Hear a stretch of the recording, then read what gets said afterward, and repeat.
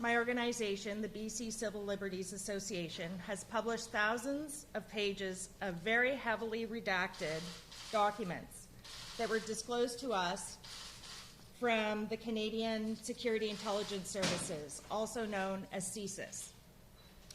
This collection of documents suggests that the spy agency CSIS gathered significant information about the peaceful protest and organizing of individuals and groups, both Indigenous and in the environmental realm, who were opposed to the Enbridge Northern Gateway pipeline project.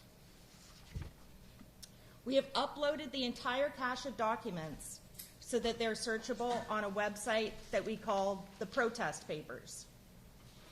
CSIS was forced to disclose these documents to us when we filed a complaint with the Security Intelligence Review Committee, otherwise known as CERC. They're the watchdog body for CSIS, and they held a secret investigation into our complaint in 2014. In our complaint, we allege that the spy agency was monitoring Dogwood Initiative, Forest Ethics, which is now Stand.Earth, Sierra Club BC, LeadNow.BC, and the Indigenous Idle No More movement. We allege that this is in violation of the law and that the agency illegally shared this information with the National Energy Board and with petroleum industry companies. We also allege that the spying activity was discouraging people from associating with environmental groups and discouraging people from expressing their own opinions. We made the argument that this chilling effect interfered with the freedoms of expression and association that are protected in Section 2 of the Charter of Rights and Freedoms. CERC, the Security Intelligence Review Committee, the body responsible for CSIS oversight, held these secret hearings in 2015 to find out what really happened. During the secret hearings, CERC made an unprecedented gag order preventing witnesses that participated in the hearings, including volunteers and staff of several of these organizations, from speaking to anybody about their testimony forever at the risk of being held in contempt of court. After the hearings, CERC admitted that CSIS was investigating targets who were opposed to pipelines, and also that ancillary information or other non-targets may have been incidentally gathered. The oversight body accepted that some groups were chilled by the belief that they were spied on, but it concluded that their feelings were not justified. So while CERC ultimately ruled that there was no wrongdoing on the part of CSIS, we argue that the report itself shows that illegal spying and information gathering has taken place. We, the BCCLA, are challenging CERC's decision in federal court, which is going to hear this case following a separate legal review of these redacted records. These are the records that we are calling the Protest Papers. We're seeking to have the redactions removed. We're also challenging the gag order that remains in place 4 years later. These protest papers, previously secret, appear to validate our original complaints against CSIS. The record suggests that a high level of CSIS activity related to investigating those opposed to the Northern Gateway pipeline occurred. Some environmental and advocacy groups are named in the spy agency's reports, including Lead Now, the Dogwood Initiative, and the Council of Canadians. We encourage people to look at these documents and to decide for themselves what our spy agency has been up to. If CSIS claims it wasn't tracking conservation groups in BC, then why did they collect thousands of pages of files on groups who engaged in peaceful advocacy and protest? Why are the witnesses in the hearing, staff and volunteers from different nonprofit groups, still under a court order, forever forbidden from repeating what they heard in those hearings? This all amounts to a shocking violation of free expression. We won the right to disclose these documents today after a fight. and we're going to continue to challenge the findings and the gag orders in federal court. That's it from me. I'm going to pass it over to who's going next. I can go next. Okay. Good morning, everyone. My name is Alexandra Woodsworth. I'm with Dogwood BC. We are one of the groups named in the BCCLA complaint and in these secret papers. Dogwood is a nonpartisan citizens organization that supports ordinary citizens to step up and take power over their environment and democracy. We work by supporting people to have conversations with their friends and neighbors to encourage them to take part in the democratic processes that we are afforded as Canadian citizens to safeguard our environment and communities, whether that's voting in elections or speaking up at public hearings, which are the center of this case today. So this obviously goes back to the Enbridge Northern Gateway hearings. And that is really kind of the shocking core of this case, was a workshop that we and others ran to prepare ordinary people to raise their voices and make presentations at a public hearing. The Canadian government deploying its intelligence agency to spy on ordinary people. These were grandparents meeting in church basements. They were friends and neighbors gathering around kitchen tables to prepare to raise their voices about very basic concerns they had about what this pipeline might do to their community, to their coast, and to the climate. This is something that we don't expect to experience here in Canada, and really is, for our community members who heard about this, really was a shocking betrayal of their trust in their government. And not only that, but what these documents also suggest is that the CSIS agency was passing on information to private fossil fuel companies.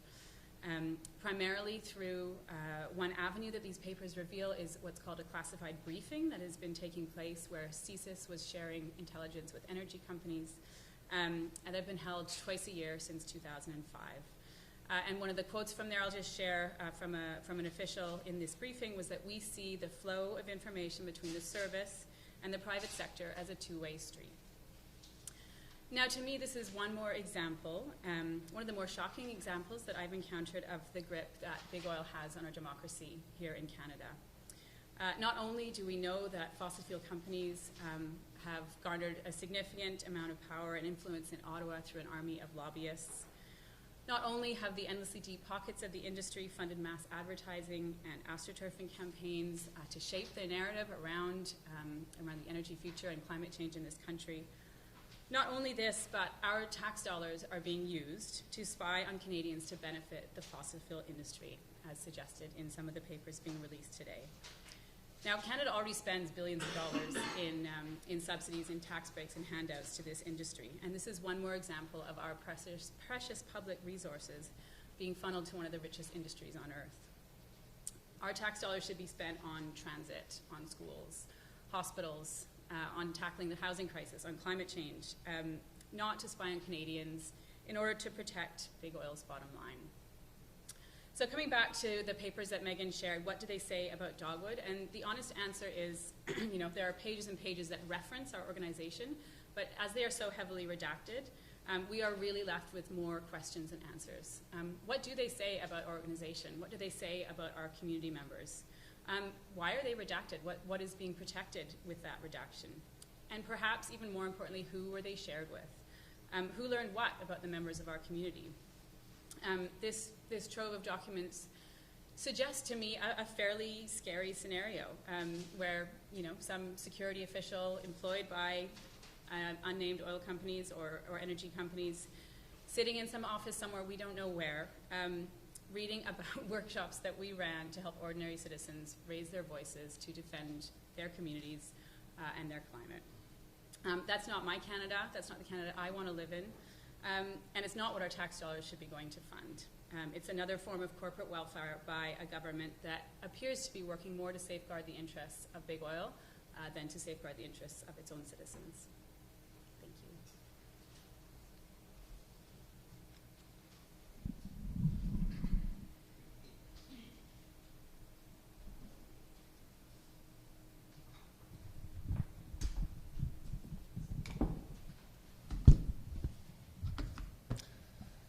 Thank you. Thank you. My name is Sven Biggs. I'm an energy and climate campaigner with the organization called Stand.Earth, formerly known as Forest Ethics. This process all began with a meeting in a church basement in Kelowna where local citizens gathered to prepare to give testimony to the National Energy Board and paint protest signs. We later learned through a Freedom of Information request that that meeting had been infiltrated by the security services, and that there was an ongoing campaign to spy against the opponents of pipelines in this country. I think the most frightening part of what's been revealed in these redacted documents is that the connections between the energy companies, pipeline companies, and spy agencies, where it is clear that the state is using its resources to spy on the opponents of big oil and share that information with them. This is undemocratic, and it's designed not just to keep tabs on regular citizens who are protecting their communities and our shared environment. It is also designed to put a chill on political activity and to keep regular citizens from getting involved in the processes around pipelines and other energy decisions.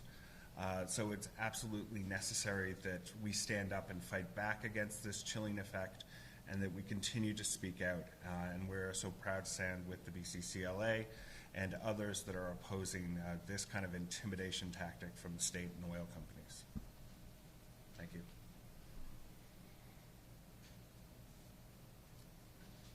Do we have Caitlin on the phone?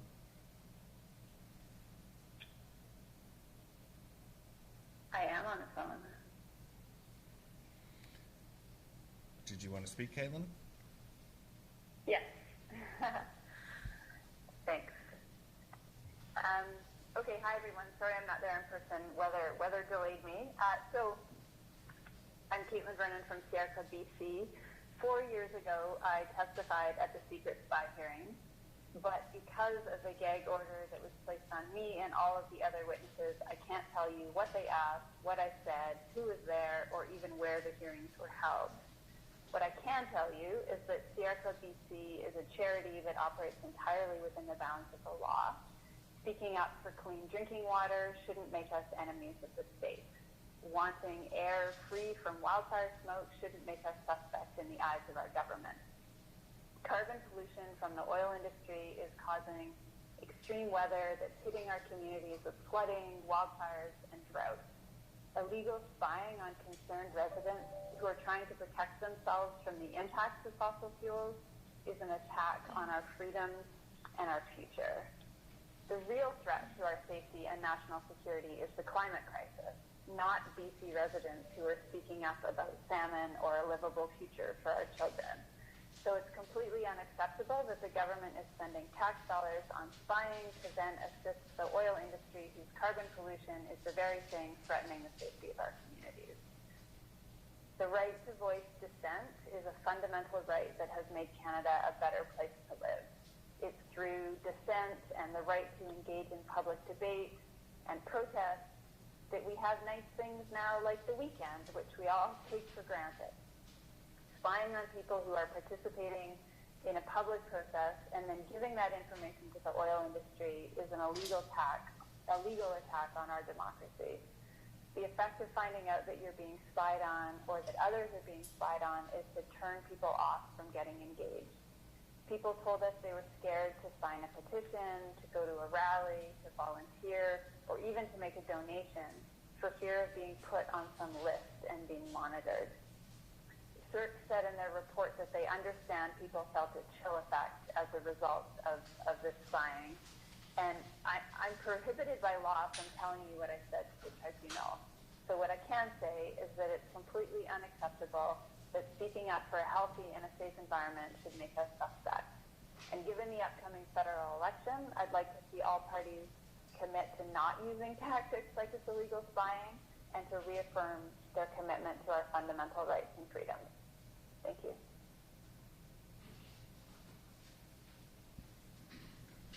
Thank you. Does anybody, now we're going to go into the question and answer period. If anybody has questions? Yeah, do you have any information whether or not CSIS is also spying on the current protest against Trans Mountain Pipeline? I mean, there's nothing in the documents that were released today that would confirm that, but it is our strong suspicion that they are. Any actions been taken to any of the people mentioned in the documents? They suffered any consequences of this? No, they haven't. Is there any indication where the connection would have come for this to happen? Was it within CSIS? Did it come from higher up? Is it out of the PMO? Where did this come from? That's a good question, and we're unable to tell. It was probably from within CSIS itself. They're tasked with monitoring threats to Canada, but who within CSIS is making that interpretation and calling for the monitoring of groups that aren't actually engaged in violence and that are just using their right to protest and right to express dissent. It's unclear exactly where that order originates from and how pervasive it is within CSIS culture, or if it's coming from an outside source. Haven't the CSIS been down this road before with minority groups, and we look at what they did with the ALFE community where there's been an apology. Does the government owe the groups involved in this an apology? We would say at first what the government owes the groups involved is transparency to understand what was going on and why, and we're not there yet. That's what we're fighting for. We're fighting to find out what kind of justification was behind these actions. Of course, based on our argument, we don't think that there was any kind of justification because there wasn't any threat to the security of Canada here. And also the information that they shared it with parties that they had no legal authority to share it to. So the first part of getting any kind of justice for Canadians and other people affected with respect to this is just to find out what happened and why and how. And that's why we're continuing to fight for the complete unredaction of these documents and for a rejection of that gag order that's still in place.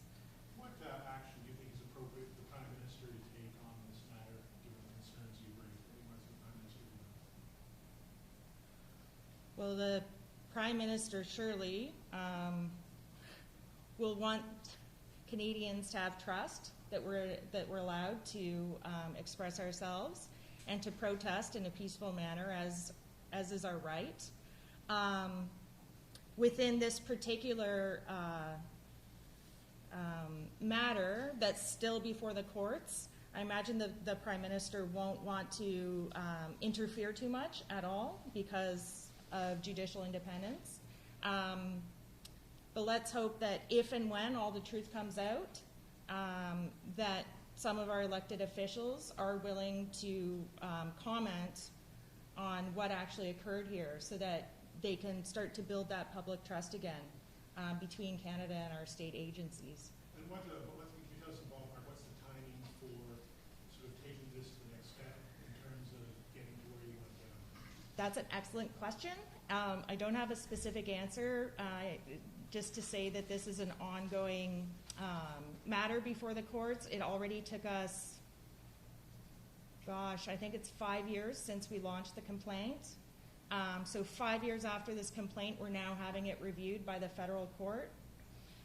And of course, depending on what the review of the federal court finds or determines, it could always be appealed from either side to the Supreme Court of Canada, which would again take longer. So we expect that we're in it for a few more years.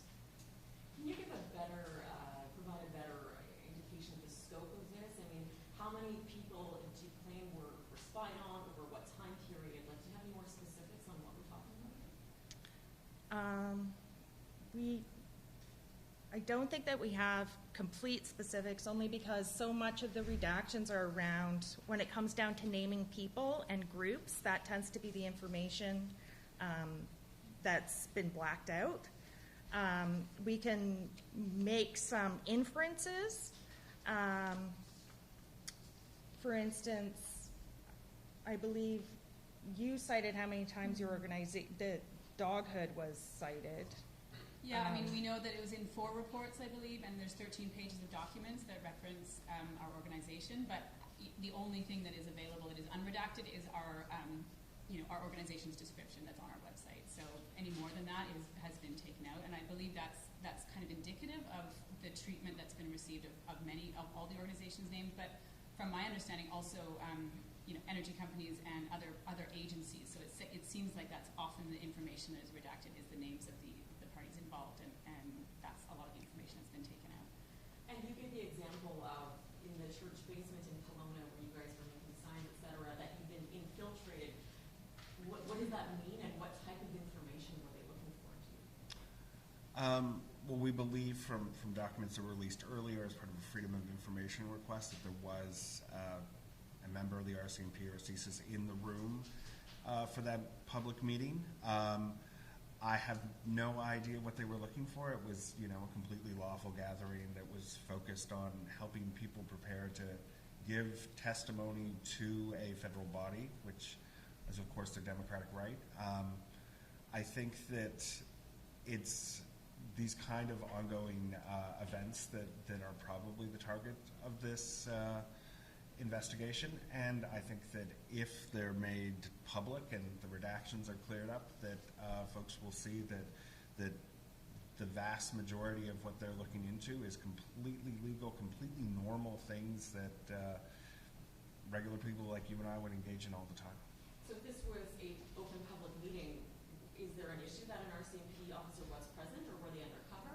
Like, what's the concern with them being there? They didn't announce themselves as a member of law enforcement, and they had been sent there to basically find out what was happening in this public meeting. So there's no problem with, members of the RCMP taking part in protests and actions, coming to meetings on their off hours. What is alarming is when they're sent there to gather intel and make reports to oil companies and politicians about what their opponents are doing. And just CSIS has a response. They just emailed saying that their activities fall within the definition of threats to the security of Canada and reports on to the government of Canada. And then they cite the 2017 CERC dismissal of your complaint, finding that CSIS had not acted outside its mandate, that its activities were reasonable and necessary. So what's your response to their response? We disagree with the finding of the CERC committee. That oversight committee, we think, got it wrong. As these documents show, there is evidence that there was monitoring going on, and that they were just peaceful protests. There was no proximity to violence or any real security threat. So that's why we've asked for a court to review the decision. We're hoping that we'll win on that appeal. It's through that court process that we've been able to get these documents in the first place, because now that it's before an open court, we're starting to see some open court principles come, whereas in the hearings everything was secret.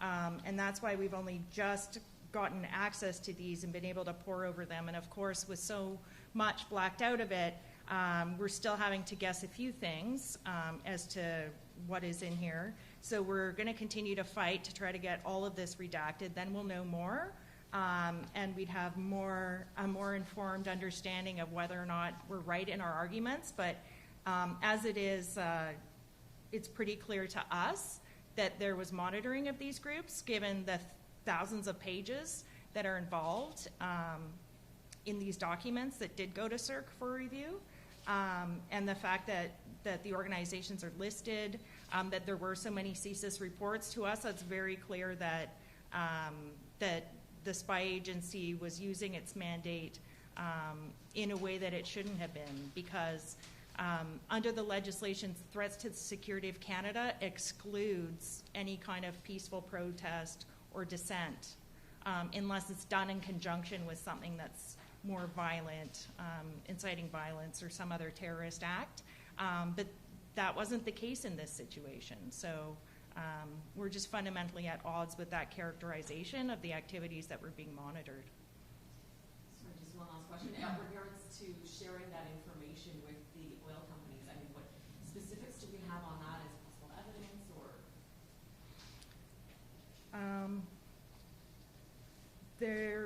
There's evidence about these meetings that they have with industry groups. It's unclear, again, how much information is shared, but these meetings occur, and it's unclear the scope of what's discussed in these meetings. And again, if we could get some more clarity about what's in the documents and what this oversight body CERC based its decision on, then maybe we are wrong. I mean, best case scenario is that our allegations are actually untrue. We don't think they are, though. The more that comes out, that drips out of this long, slow process, the more we feel that our initial impulse was right, that this is illegal monitoring. But again, if we just had full transparency, then we would know specifically what CSIS is doing with the petroleum industry, why they meet with them, and what they talk about.